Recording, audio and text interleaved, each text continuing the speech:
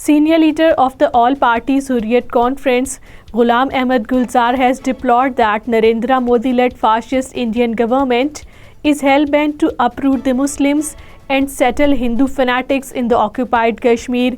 Ghulam Ahmed Gulzar, in a statement issued in Srinagar, said that the Modi regime is taking one step after another to snatch the identity, culture and land of Kashmiris and impose its devilish Hindutva ideology on them. Authorities demolished shopping complex of Hurriyat leader Qazi Yasir in South Kashmir's Islamabad town.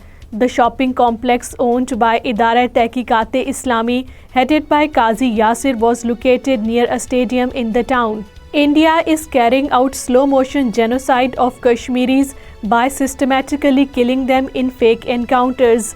An analysis carried out by the research section of Kashmir Media Service revealed that the troops martyred 10 Kashmiris in various fake encounters in the month of January. The analysis said over 740 people have been killed by brutal Indian troops since 5th August 2019, while 96,175 Kashmiris have fallen to the Indian bullets in the past 33 years.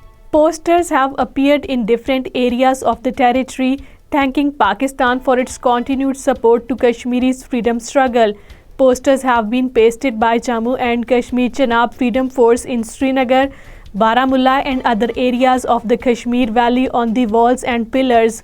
Posters read the messages like "Go India, Go Back," "Kashmir Banega Pakistan," and "Kashmiris are thankful to Pakistan for observing 5th February as Kashmir Solidarity Day." Indian police arrested 3 youth during a raid in Rajouri district. The police claimed that the youth were planning attacks in the area. However, the locals rejected this claim by saying that the youth were innocent. Delhi High Court has sought response from India's dreaded National Investigation Agency in the bail plea moved by illegally detained senior leader of the All Parties Hurriyat Conference, Naeem Ahmed Khan, in a false case registered against him under the Black Law Unlawful Activities Prevention Act. Foreign Office spokesperson Mumtaz Zahra Baloch has said that the durable peace, security and development in the region hinges on peaceful resolution of the Jammu and Kashmir dispute.